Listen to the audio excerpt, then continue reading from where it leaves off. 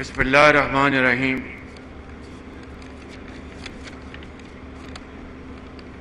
انتہائی قابل احترام امیر جمعیت علماء اسلام حضرت مولانا فضل الرحمان صاحب، گورنر کے پی حاجی غلام علی صاحب، وزیر مواصلات مولانا اسد محمود صاحب، وفاقی وزراء کرام، صوبائی وزراء کرام، چیف سیکرٹری آئی جی کے پی، وفاقی سیکرٹریز، انتہائی قابل احترام بزرگوں، بھائیوں، نوجوان ساتھیوں، السلام علیکم۔ آج میرا یہ چوتھا دورہ ہے ڈیرہ اسماعیل خان کا، پچھلے 16 ماہ پر محیط سیلاب سے لے کر آج تک سیلاب کی تباہ کاریاں اور تعمیراتی منصوبوں کے افتتاح، ان سب حوالوں سے میرے لیے یہ بہت عزت کی بات ہے کہ میں یہاں پر آپ کے سامنے ایک مرتبہ پھر حاضر ہوں۔ میرے بزرگوں اور بھائیوں، اس 15-16 ماہ کی قلیل مدت میں جو تاریخ کے مشکل ترین چیلنجز ہمیں ورثے میں ملے وہ آپ جانتے ہیں، اور جس کو کہتے ہیں کہ سر مڑاتے اولے پڑے۔ جب 11 اپریل 2022 کو جب میں نے اپنا حلف اٹھایا اپنی ذمہ داری کا، تو مجھے احساس تھا کہ حالات بہت مشکل ہیں، لیکن اس کا اندازہ نہیں تھا کہ حالات حد درجہ تباہ کن ہیں۔ جو ہی ہم نے اقتدار سنبھالا تو پاکستان کی تاریخ کا سب سے بڑا تباہ کن سیلاب آیا، جس سے کہ پورے ملک میں 3 کروڑ 30 لاکھ افراد متاثر ہوئے۔ صوبہ سندھ میں، بلوچستان میں، کے پی میں، اسی جگہ پر ڈیرہ اسماعیل خان میں اور دوسرے علاقوں میں، اور الحمدللہ اللہ تعالیٰ کا یہ جتنا بھی میں شکر ادا کروں کم ہے کہ مجھے اس نے ہمت اور توفیق دی کہ میں تقریباً ہر جگہ چپا چپا پہنچا، اور مخلوط حکومت کے ساتھ مل کر ہم نے 100 ارب روپیہ سے زیادہ وفاق سے فنڈز ان متاثرہ خاندانوں کے لیے مہیا کیے، اور صوبوں نے اس میں بھرپور حصہ ڈالا۔ مگر آج بھی میں اگر آپ مجھ سے پوچھیں کہ کیا سیلاب زدگان کا حق ادا ہو گیا، تو میرا جواب ہے کہ بدقسمتی سے نہیں۔ اس کی وجہ یہ ہے کہ وسائل کی شدید قلت، ایک طرف سیلاب، دوسری طرف مہنگا تیل، اس کی اربوں ڈالر سے اس کی امپورٹس، تیسری طرف مہنگائی، چوتھی طرف IMF کا جو معاہدہ پچھلی حکومت نے توڑا، दहशत गर्दी और सियासी अफरा-तफरी, ये वो चैलेंजेस थे कि जिसका मैंने अपने पूरे सियासी कैरियर में इसका मैंने न कभी सामना किया, न कभी सोचा। लेकिन अल्हम्दुलिल्लाह हिम्मत नहीं आ रही उस खुदाए बुजुर्ग बरतर जिसके कब्जे में हम सब की जान है, उसके सहारे हम सब। किसी दिन मौलाना फजलुर रहमान साहब मुझसे पूछते थे कि वज़ीर आज़म, क्या ये हुकूमत हमने संभाली है ये आवाम को महंगाई देने के लिए? क्या ये हमने हुकूमत संभाली है IMF का मुआहदा जो पिछलों ने तोड़ा उसका खमियाजा हम भुगते हैं? और इस तरह दर्जा बदर्जा बाकी ज़ोमा ने, चाहे वो पीपल्स पार्टी है, ख़ुद मेरे कायद मियाँ नवाज शरीफ, सब इस बारे में अवाम के हवाले से परेशान थे कि क्या बनेगा, हमने ये हुकूमत संभाली है। तो मेरा जवाब ये था, कल भी था, आज भी और कल भी यही जवाब होगा कि पिछली हुकूमत इमरान नियाज़ी की, उसने अपनी सियासत चमकाने के लिए रियासत को कुर्बान करने में कोई कसर नहीं छोड़ी, जिनकी सीधा सीधा निशानदेही मैंने अभी की है। और हमने तमाम मखलूत हुकूमत के ज़ुमा ने, मौलाना फजलुर रहमान साहब ने, आसिफ ज़रदारी, बिलावल भुट्टो साहब ने,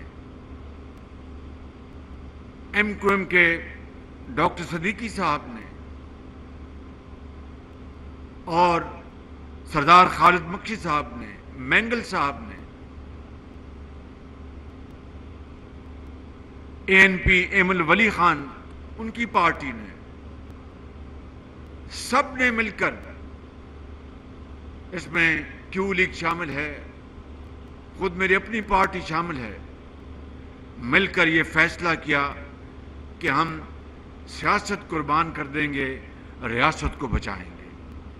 मेरे बुजुर्गों, भाइयों और नौजवान साथियों, यही वो फैसला था जिसकी खातिर फिर हम डट गए और हमने कहा कि रियासत को हमने बचाना है। खुदा ना खास्ता रियासत को नुकसान पहुंचा तो कहाँ की सियासत, कहाँ की वजारत और कहाँ की वजारत उज़्मा? उसके लिए हमने बड़ी कीमत अदा की है। लेकिन हमारे कदम डगमगाए नहीं, हमने अल्लाह ताला की ज़ात पर पूरा तवक्कल रखा। तो फिर आहिस्ता आहिस्ता दिन फिरने शुरू हो गए। मिसाल के तौर पर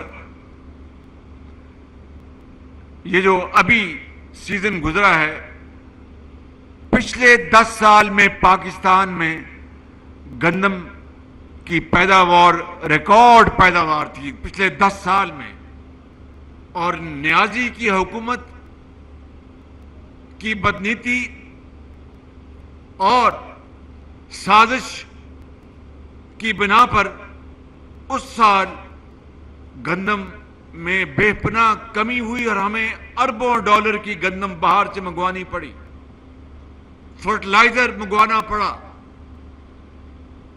मगर अल्लाह ताला ने अपने बेपाया फजल करम से किसान की मेहनत को उस पर करम फरमाया और रिकॉर्ड गंदम पैदा हुई। और इस साल मुझे उम्मीद है खुदा ताला फजल करेगा इंशाअल्लाह कि पिछले कई साल के मुकाबले में रिकॉर्ड कपास की फसल पैदा होने वाली है, और इंशाअल्लाह जिसके आसार सामने नजर आ रहे हैं।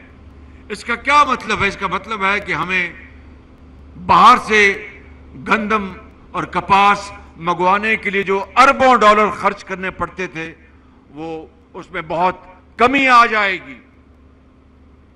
अभी आपने सुना डॉक्टर मुसद्दिक मलिक साहब से कि किस तरह पिछले 16 महीनों में $575 मिलियन की गैस की पैदावार میں اضافہ ہوا اور اس کا مطلب ہے کہ باہر سے گیس نہیں منگوانی پڑے گی اس حد تک.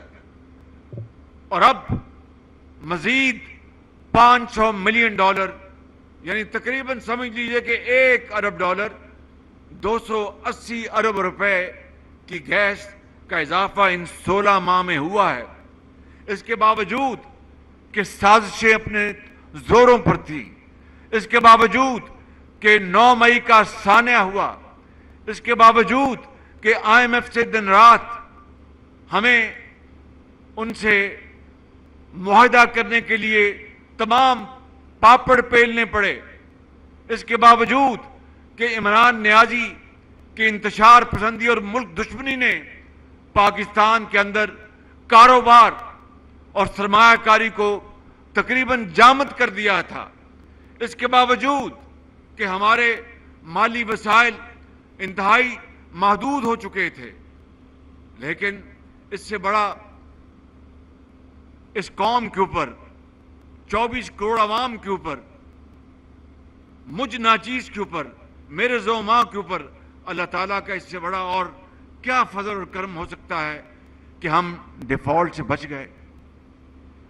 میں آج یہ سمجھانا چاہتا ہوں کہ ڈیفالٹ کیا ہوتا ہے صرف 30 سیکنڈ اور 1 منٹ میں، کہ اگر ہم جو حکومت پاکستان نے کسی اور ملک کے ساتھ جو مالی جو کمٹمنٹس یا جو وعدے کیے ہیں، یا دو طرفہ بینکوں نے، اسٹیٹ بینک آف پاکستان نے دوسرے ممالک کے بینک سے، یا ملٹی لیٹرل جو ہمارے ادارے ہیں دنیا میں، اگر وقت کے اوپر ان کی پیمنٹ نہ ہو تو وہ سوورن ڈیفالٹ ہوتا ہے. تو اس کا ایک بہت بڑا خدشہ ہو گیا تھا، اور اس کا قصور میری یا میری حکومت کا نہیں تھا. یہ عمران نیازی نے IMF سے معاہدہ کر کے اس کو اسی طرح توڑا جس طرح وہ دن رات ریاست مدینہ کی بات کر کے 100% اس کے خلاف فیصلے اور اس کے خلاف اقدامات اٹھاتا تھا. اور پھر اگر خدا نہ خواستہ یہ ڈیفالٹ ہو جاتا تو کیا ہوتا؟ یہ سن لیجیے بات بڑے غور سے کہ ہماری جو لیٹر آف کریڈٹس ہیں، یعنی جو آپ درآمد کرتے ہیں یا برآمد کرتے ہیں، تو LCs کھلتی ہے بینکوں سے، باہر کے بینک اسے قبول کرنے سے انکار کر دیتے، یا اس کی ری کنفرمیشن کرنے سے انکار کر دیتے. اگر خدا نہ خواستہ ڈیفالٹ ہو جاتا تو پھر ہمیں پاکستان کے اندر دوائی اور روٹی کے لیے اس کے لالے پڑ جاتے. اگر خدا نہ خواستہ ڈیفالٹ ہو جاتا تو ہماری صنعت اور حرفت کو کاری ضرب لگتی. اس کے علاوہ میں اور بے شمار اس کے جو کانسیکوینسز ہے گنوا سکتا ہوں. بس اتنا کافی ہے کہ ڈیفالٹ قیامت تک ایک کالا دھبا ہوتا جو میرے ماتھے پر اور میری قبر میں بھی کتبہ لگتا ہوتا کہ اس کے زمانے میں ڈیفالٹ ہوا.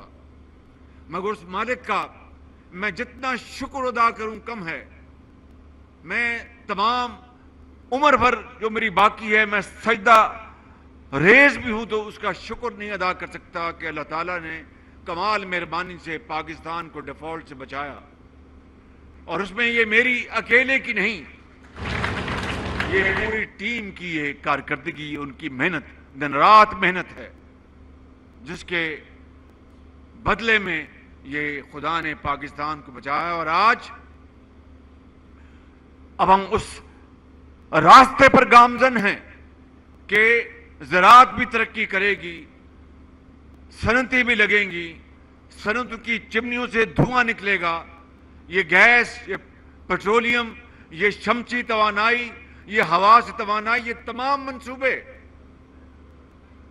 جس طرح مولانا فضل الرحمان نے بڑے اچھے انداز میں بات کی کہ اگر وہ نظام جس سے کہ پاکستان کے عوام کو فائدہ نہیں ہوا تو ہمیں دوسرا نظام لانا ہوگا. وہ یہی نظام ہے کہ شمسی توانائی، ہر جگہ سولر کی بجلی ہونی چاہیے، اس کے لیے نہ تیل چاہیے نہ گیس چاہیے. خدا تعالیٰ نے اس ملک کو بہت شاندار سورج دیا ہے جو بلوچستان کے پہاڑوں پر چمکتا ہے, جو پنجاب کے میدانوں میں چمکتا ہے, اور ہوا کے بے شمار کوریڈورز ہیں, پن بجلی کے اتنے بڑے ذخیرے ہیں. اور من حیث القوم میں کہوں گا 75 سال میں ہم سے بہت بڑی فاش غلطی ہوئی کہ ہم نے پن بجلی کے منصوبوں کے اوپر توجہ نہیں دی. جتنے ارب خرب لگ گئے تیل اور بجلی اور گیس کے منصوبوں کے اوپر, اگر اس کا آدھا سرمایہ بھی 75 سال میں یہ داسو ڈیم یا دیامیر بھاشا یہ منجی اس کے اوپر ہم نے منصوبہ بندی کر کے لگائے ہوتے تو ڈیرہ اسماعیل خان اور بنو کے بزرگوں اور بھائیوں اور نوجوانوں میں بلا خوف تردید کہنا چاہتا ہوں کہ آج پاکستان میں معاشی حالت یہ نہ ہوتی. آج پاکستان سر اٹھا کر دنیا میں اپنا سفر طے کر رہا ہوتا اور ہمیں کشکول کی ضرورت نہ پڑتی. یہ وہ فاش غلطیاں بلنڈرز من حیث القوم ہم سے ہوئی ہیں. لہٰذا آج وقت آ گیا ہے کہ اب IMF کے اس پروگرام کے بعد ہمیں اس ملک کے غریب عوام کو, کسان کو, ہاری کو, ابھی پرسوں میں نے فیصلہ کیا بجلی کی نرخوں کا. یہ سننے والی بات ہے, یہ خالی IMF کی کڑی شرط نہیں تھی, وہ شرط تو تھی ان کی, لیکن ہمارے پاس اس کے علاوہ اور آپشن بھی کون سی تھی. کیوں؟ ہماری جو بجلی کی ترسیل میں بے پناہ اس کو کہتے ہیں لائن لاسز ہوتے ہیں, جو بجلی ٹرانسمٹ ہوتی ہے, ہمارا نظام فرسودہ اور انیفیشنٹ ہے اور اس میں بے پناہ نقصان ہوتا ہے. تیسری بات, یہ جو وابڈا اور یہ جو ان کے اہلکار ہیں منسٹری آف پاور کے, جہاں پر آج کے کام لائق تحسین میں اس کی بھی بات کروں گا, وہاں پر مل کر وہ لوگوں سے پیسے بٹورتے ہیں. ایک کا بل دوسرے کو دے دیا, تیسرے کا بل چوتھے کو دے دیا. اور چوتھی اور سب سے خطرناک بات کہ بڑے بڑے سرمایہ کار بجلی چوری کرتے ہیں اور مل کر بل جو ہے آدھے پونے داموں میں جناب بل ادا کرتے ہیں. یہ کل مجموعہ, یہ غور سے سنیے منسٹر صاحب, ذرا غور سے بات سنیں. منسٹر آف پاور ادھر توجہ فرمائیں. یہ ملا کر سالانہ 400-450 ارب روپے کا پاکستان کو نقصان ہے. اور یہ جو سرکلر ڈیٹ ہے جس کو کہتے ہیں گردشی قرضہ بجلی کا خالی, یہ 2.5 ٹریلین ہے. کتنا ہے بھائی؟ 2.3 2300 ارب روپے.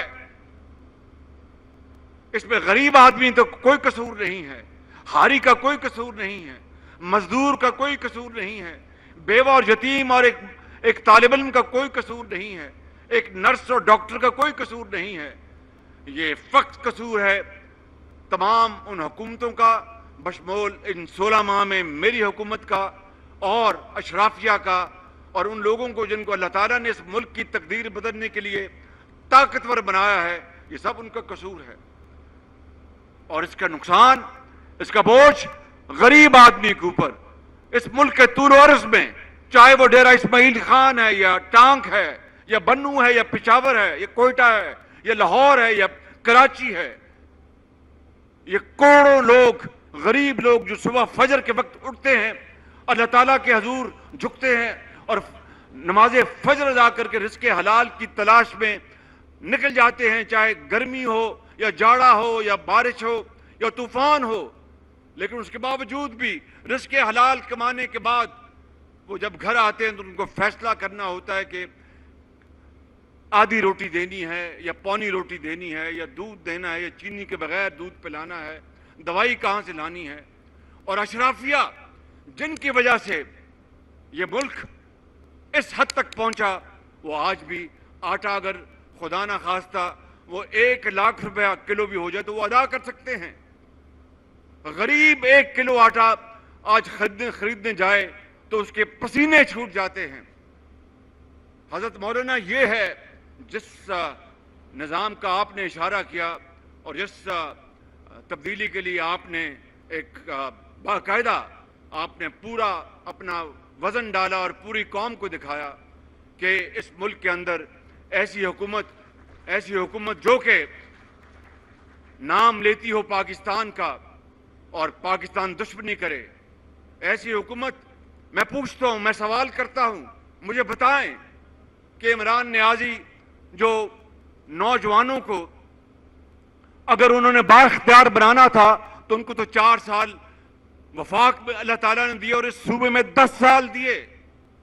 میں پوچھنا چاہتا ہوں کہ کتنے وظائف دیے انہوں نے اس صوبے میں، یعنی ڈیرہ غازی خان سے لے کر اور وہاں تک پارا چنار تک کتنے وظیفے دیے انہوں نے بچوں اور بچیوں کو تعلیم کے لیے.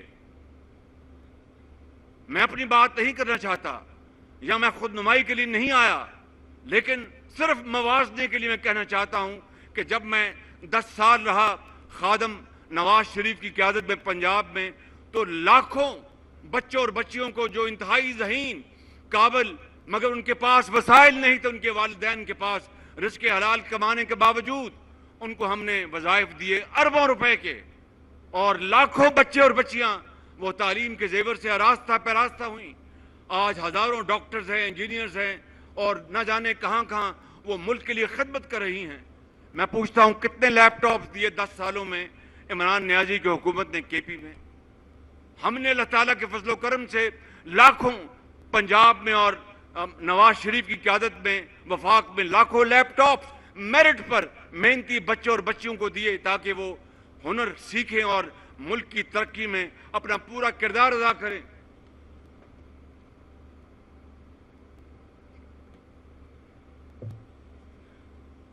مجھے بتایا گیا کہ موسم کی خرابی ہے تو میں اپنی بات میں ذرا سکیڑ لیتا ہوں.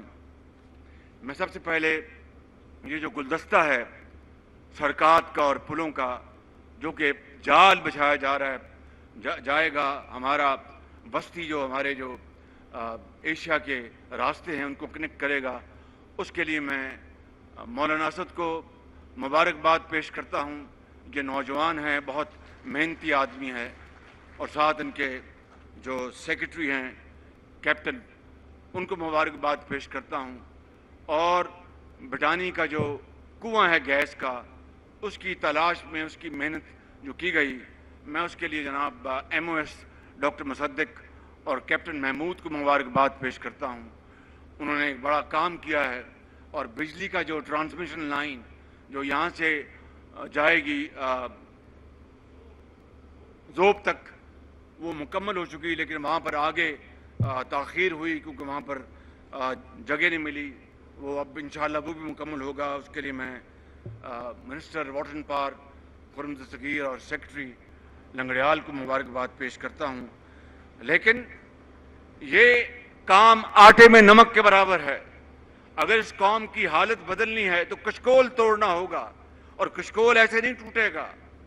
وہ جو شہنشاہی اخراجات جو ہیں، جو ملک کے اندر کرپشن ہے، جو میں نے جس کا ابھی کچھ چیزوں کا ذکر کیا ہے، اس کا جب تک خاتمہ نہیں ہوگا اور پوری قوم مل کر آگے نہیں بڑھے گی، ملک ترقی نہیں کر سکتا. لیکن الحمدللہ وقت آ گیا ہے. اب ہم نے ایک نیا جامع منصوبہ بنایا ہے، اس کی بنیاد رکھ دی ہے SIFC کی، جس کو میں معاشی ریوائول پروگرام کہتا ہوں، جس میں سر فہرست زراعت ہے، معدنیات ہیں. اربوں کھربوں ڈالر کے معدنیات ہیں پاکستان میں، مگر ایک دھیلے کی عام آدمی کو اس کا فائدہ نہیں پہنچا. فیسیں ہم نے بھر دی وکلاء کی اربوں روپے، لیکن جو رب تعالیٰ نے زمین میں ہمیں جو دولت دی ہے وہ اتنی ہے کہ ہمیں کسی اور چیز کی حاجت نہیں رہے گی. لہٰذا ان تمام چیزوں کو، اس نظام کو ٹھیک کرنے کے لیے اللہ تعالیٰ کے فضل و کرم سے ایک نظام بن چکا ہے جس کا آغاز ہو چکا ہے. اس میں پوری حکومت شامل ہے, اس میں وفاق کی حکومت شامل ہے, چاروں صوبوں کی حکومتیں شامل ہیں, ہمارا جو دفاعی ادارہ اس کی سپہ سالار اس میں شامل ہیں, اور مل کر دن رات اس کے اوپر کام کیا جا رہا ہے. اور میں آپ کو یقین دلاتا ہوں کہ اگلے الیکشن کے نتیجے میں جو بھی حکومت مارج وجود میں آئے گی, اس ملک کا نقشہ بدلنے کے لیے ہم سب کو مل کر کام کرنا ہوگا.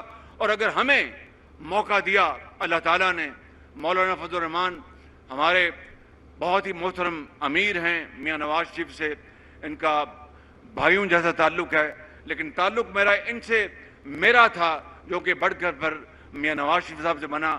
میں ان کا میاں نواز شریف بے حد احترام کرتے ہیں, اور انشاءاللہ مل کر ہم اس ملک کی تقدیر بدلیں گے اللہ تعالیٰ کے فضل و کرم سے. شبانہ روز محنت کر کے, قربانیوں سے ہم انشاءاللہ اس ملک کو بنائیں گے عظیم. میں آخر میں آپ سب کا بہت شکریہ ادا کرتا ہوں. اللہ تعالیٰ ہم سب کا حامی ناصر ہو. میرے ساتھ ایک نعرہ لگائیں, پاکستان, پاکستان, قائد اعظم